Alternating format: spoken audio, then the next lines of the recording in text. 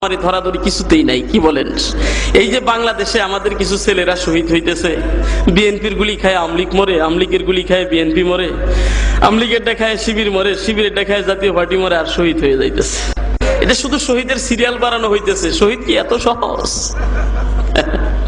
শহীদের সিরিয়াল বাড়তেছে, আসলেই মূলত শহীদ এত সহজ না। আমলিগের গুলি খায় মরবার শহীদ হবা, বিএনপির গুলি খায় আমলিগ মরবার তুমি শহীদ হয়ে গেলা। শহীদ কি এত মামার বাড়ির কাজকলা? নাউজুবিল্লাহ বলেন, নাউজুবিল্লাহ।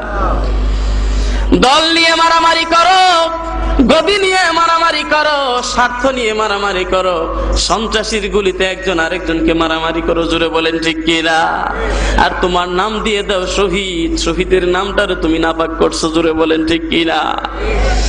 ভাইরা আমার, আমি যে কথাটা বলতে চাই, বড় লিডার যারা তারা শান্তই থাকে, মাঝখান দিয়ে আমাদের সাধারণ মানুষের মা বাবার কলিজার টুকরাগুলো খালি হইতেছে, জোরে বলেন ঠিক কিনা?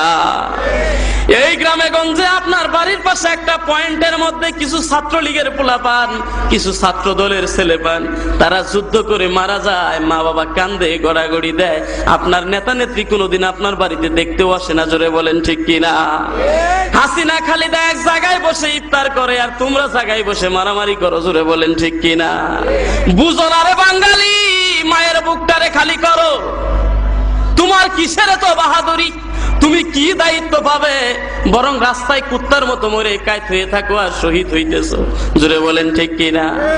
কুত্তা মরলেও দাম আছে, তোমার মরার কোনো দাম নাই, কারণ তোমার মিশরের কোনো বিচারও নাই, জোরে বলেন ঠিক কিনা?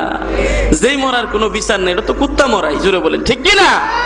রে আমার যুবক ভাইরা, এখনো বুঝো তুমি কার জন্য জীবন দাও?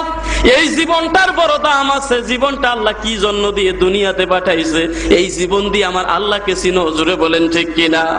এই হায়াত পেয়ে আল্লাহ রাসূলের আশিক হয়ে কবরে যাও। কবরে তো দূরের কথা, আল্লাহ রাসূলের আশিক হইলে তুমি দুনিয়াতেই তোমার কুরে ভরে বসে আমার নবীজিকে দেখতে পারবে, জোরে বলেন ঠিক কিনা?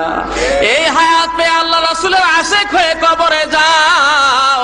কবরে তো দূরের কথা, আল্লাহ রাসূলের আশিক হইলে তুমি দুনিয়াতেই তোমার কুরে ভরে বসে আমার নবীজিকে দেখতে পারবে, জোরে বলেন ঠিক কিনা? জীবনের তরে একবারও যদি নবীজিকে ঘুমের ঘরে স্বপ্ন দেখতে পারো, জাহান্নামের আগুন তোমার জন্য হারাম হয়ে যাইবে। একটা শহীদ যে মর্তবা পেয়েছে, নবীজির সুন্নতের আমল করলে তুমিও শহীদের দরজা পাইবা, জোরে বলেন ঠিক কি?